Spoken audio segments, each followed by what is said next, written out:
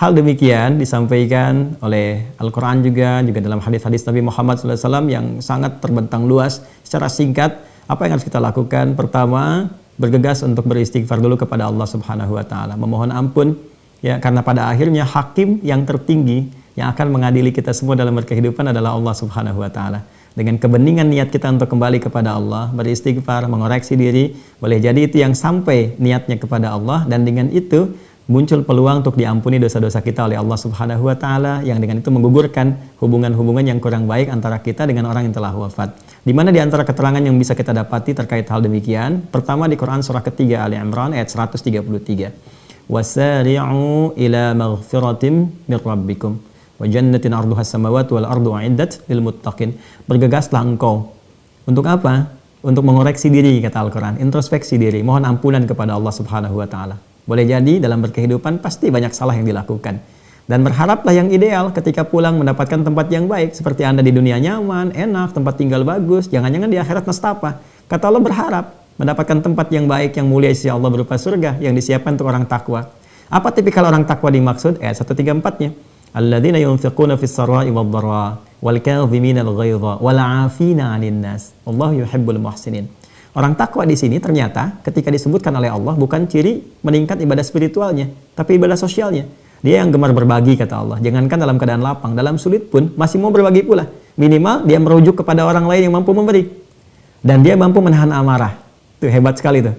Lalu mampu memaafkan orang lain. Sifat memaafkan, ya, dan berusaha untuk meminta maaf, itu tinggi sekali nilainya di hadapan Allah Subhanahu wa Ta'ala. Itu orang lapang, mampu memaafkan kan lapang. Menerima maaf juga lapang, meminta maaf juga lebih lapang.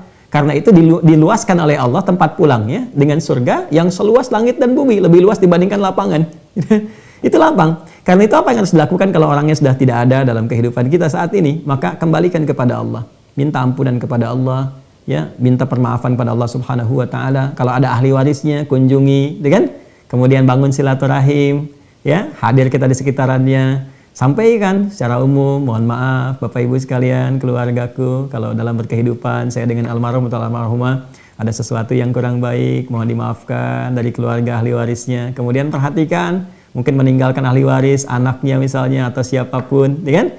Berikan hadiah yang terbaik. Setelah itu tawakal pada Allah Subhanahu wa Ta'ala, dan itu Masya Allah satu sikap yang sangat luar biasa. Bagaimana cirinya bahwa ampunan itu telah kita raih, dosa itu telah dihapuskan, maka muncullah dalam diri kita kelapangan. Satu perasaan lapang yang menjadikan perbuatan-perbuatan kita kemudian lebih terbuka, lebih nyaman, hubungan dengan keluarga yang ditinggalkan juga jadi lebih baik, dan tidak ada sekat lagi yang menjadikan kita merasa terganjal dengan itu kecuali bisikan-bisikan setan saja. Kurang lebih demikian yang bisa dilakukan. Ada juga perbuatan para ulama yang melampaui apa yang kadang-kadang bisa kita lakukan. Kadang ada yang bersedekah atas nama orang yang bahkan yang paling unik tuh pernah menyakiti. Ya, kalau ada kita disakiti oleh orang lain misalnya kan, itu kan nggak normal tuh. Ya, kalau kita menyakiti orang kemudian kita bersedekah atas nama dia karena dia meninggal, wah itu biasa. Tapi bersedekah atas nama orang yang menyakiti supaya dia jadi lebih baik, itu yang mahal tuh.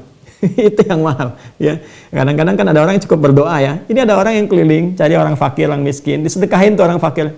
Ya dengan niat apa? Dengan niat supaya Allah menjadikan si fulan yang kurang baik jadi baik. itu luar biasa. Itu nanti contohnya banyak sekali, ada di kisah-kisah, ada bagaimana dengan doa. Nabi kan mendoakan Umar bin Khattab tuh supaya jadi baik dengan doa. Makanya kalau ada teman, ya, partner kita atau mitra atau bahkan di keluarga yang kurang baik, minimal kita berdoa. Jangan soleh sendiri. Ya, karena surga itu begitu luas, tidak dicukupannya kita untuk seorang. Saya kira demikian ya. Terima kasih.